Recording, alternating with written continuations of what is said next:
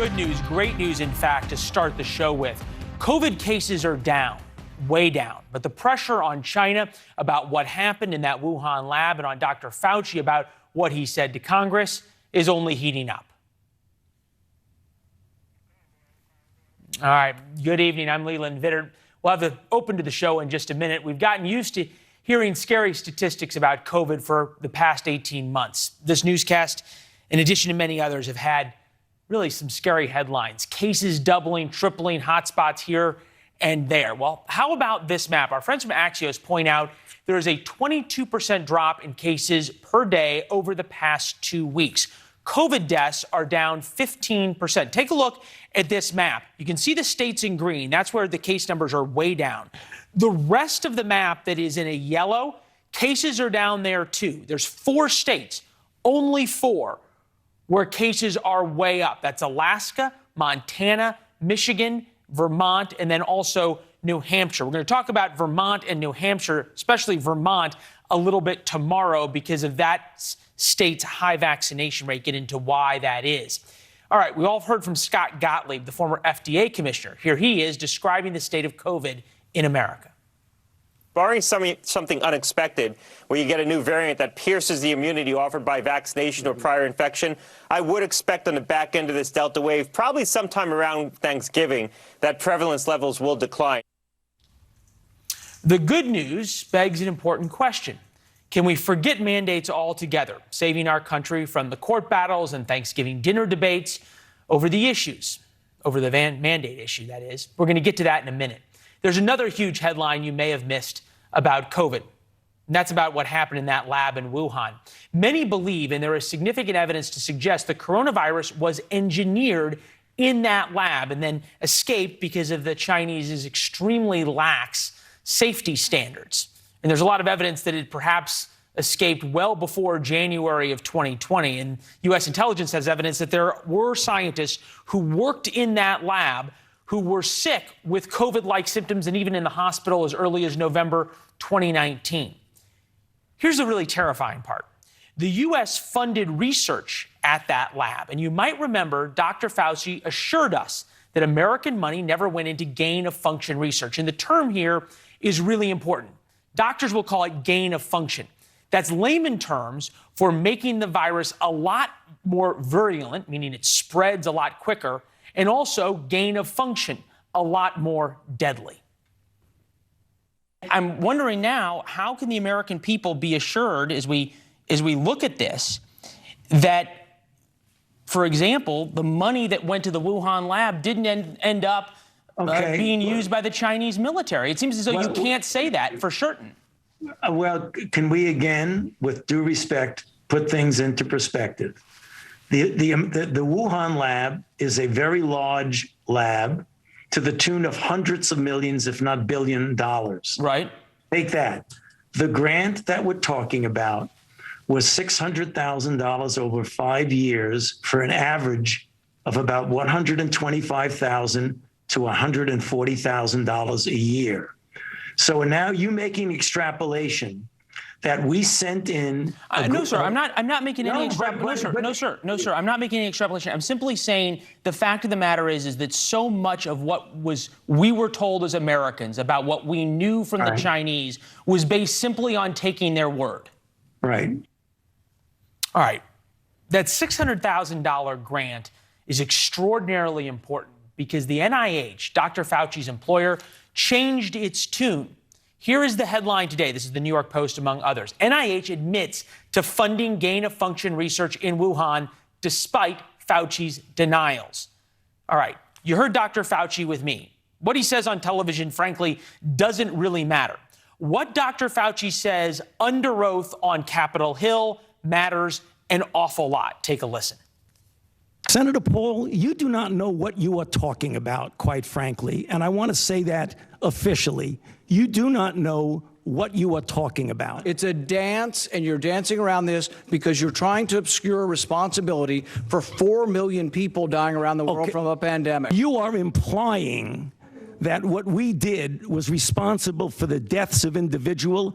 I totally resent that. And if anybody is lying here, Senator, it is you. Gain-of-function research was... All right, so that was, you can still hear him arguing, that was Senator Rand Paul. He is going to be with us in a minute. His flight is a little bit late. He just got to the studio, but this is vindication for Senator Paul, and we want to get his reaction. We'll be the first cable network to have his reaction to Senator Paul in a minute. First, Shari Markson is also getting vindication on this. This is her book, What Really Happened in Wuhan. She's done an enormous amount of research on what happened in the lab and also the gain-of-function research and the funding. Shari joins us now from her native Australia. I guess it is good morning there. Nice to see you.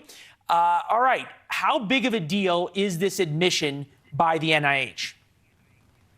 It's very significant. What we've seen so far, and I've got a whole chapter on Fauci in my book, is there's a lot of evidence. I mean, it was just factual that the NIH and other United States agencies were sending funding to the Wuhan Institute of Virology, particularly to fund work done by Shizheng Li on coronaviruses. In total, and I analyzed this for my book, there are more than 60 research projects at the Wuhan Institute of Virology, 60 scientific projects, most on coronaviruses, that were funded with American funding, and again, mostly NIH funding. So this is a lot of research that was going on there. It included gain-of-function research. You can see that. It's there in black and white in the scientific papers, and yet you have this situation where Fauci has been by 7:15 or denying 7:08. it, completely denying it, because he's supported by one side of politics, by the Democrats. So there was no accountability. There was no interrogation. Everyone just took him at his word. Leland, you were the one journalist who actually gave him a hard time in that interview. I pay close attention to Fauci's interviews, and they're all very soft, except for yours. And that was a very important interview because in it, he admitted that he was funding research on coronaviruses in China to avoid an outbreak in the United States. That is just so significant of an admission, and he made it in no one else's interview but yours. And the reason that's significant is because it shows that he understood the type of research that he was funding could cause an outbreak, could cause a pandemic. The stupidity is, of course, if there's an outbreak in China, that can lead to an outbreak in every single pocket of this globe, as we've seen. Yeah, exactly what we've seen. Shari, stand by for a minute. We understand Senator Paul has made it to the studio and we want to check in. Senator, I saw your tweet when you said, "I told you so," doesn't even begin to describe it. This is real vindication for you, is it not?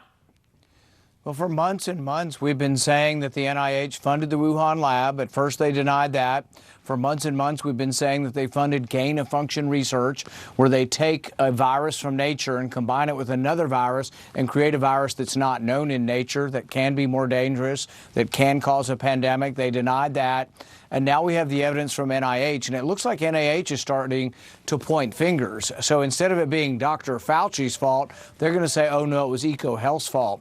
So the interesting thing will be if this divides Peter Daszak from EcoHealth from Dr. Fauci, and if maybe they'll begin to testify against each other, maybe we'll get to some form of truth. But the bottom line is, yes, they took viruses that don't exist in nature, they combined them, created viruses that are more dangerous to the public, and then they had a cover-up so this wouldn't be seen. And now they've been caught in a cover-up, and the NIH is exposing them. But to this day, people don't realize this. We're still funding research at the Wuhan Lab. NIH, I say we, Dr. Fauci is, NIH is funding a 5-year one project from EcoHealth that goes from 2020 to 2025. To my knowledge, that program is still being funded and ongoing. Which in and of itself asks a lot of questions. But more importantly, why lie about it? You and the doctor got into a lot of debates over this, but if it was being done, why lie about it? Well, you have to realize that Dr. Fauci, for many years, has been a big advocate of gain of function. You know how he changes his tune on a lot of things? He's changed his tune because he realizes now that if this virus did come from the lab, there's a certain amount of moral culpability that attaches to him for being the biggest proponent of funding this type of research and lab. So throughout the years, he was a big supporter of gain of function. He even said, as you've mentioned, that even if we have an outbreak, the research would be worth it.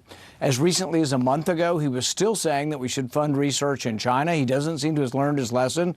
So all around, I think it's just been horrific judgment by him. But I think mainly he's been covering this up since that flurry of emails January 31st of a year ago. He's been covering it up because he doesn't want the responsibility for the pandemic at his door. And they're still trying to. If you read that NIH letter, there's still a little bit of trying to mislead you or misdirect you into not believing that the virus could have come from the lab.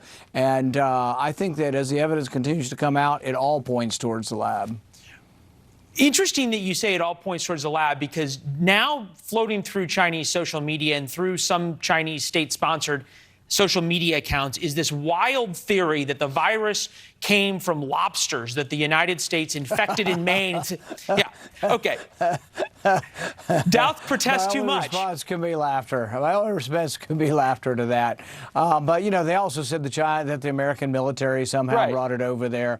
No, it's dangerous research. And the reason why I'm very ecumenical on this is that we're still doing this dangerous research in the U.S. And I don't think our labs are safe enough to be dealing with something that could cause, you know, 10, 15% of the world to die. And I'm not alone in this. You know, there's a scientist from MIT who's not a partisan who came out and said that this could be a civilization-ending sort of pandemic at some point, so that we really can't continue to blithely go on this way without looking at regulating this kind of research. Senator, we only got about 60 seconds left because we promised to have you out so you could attend to other engagements. But real quick, we're going to put a map up that just shows the really drop in cases around the country in COVID cases, down 22%. Is the pandemic coming to an end? Is it worth continuing to have the debates over vaccine mandates, or is the mandates now protecting us against something that's going to be over soon? I don't think we know. In April and May, when we got down to less than 10,000 cases a day, I was hopeful that it was over. I really had a strong feeling that maybe we were beyond it, that we had enough herd immunity. I think the problem is, and this is what we may find maybe for a long time, is we get herd immunity to a certain variant and then the variant changes. So I think we got to a point of herd immunity for the wild variant, the original virus. But now with the Delta variant, we're once again sort of working our way back to close to herd immunity where it'll slow down. The question is, will this be the last variant or not? Viruses are mysterious in the way they come and go. The Spanish flu had no treatment, no vaccine, killed 50 million people, but then went away and never really came back in that form again. So we don't know what will happen. I do think that the vaccine helps with safety if you're at risk. I think the monoclonal antibodies can save your life, but you got to get them in time. I'm encouraged that there's a new pill coming out. Yeah. I'm also a believer that the inhaled steroids given early in the course of the disease can prevent some of the over-exuberant reaction that people get in their lungs. As you pointed out very well, so many advances coming so quickly. Senator, thanks for your time. Thanks for hustling from the airport. We appreciate it. Thank you. All the best.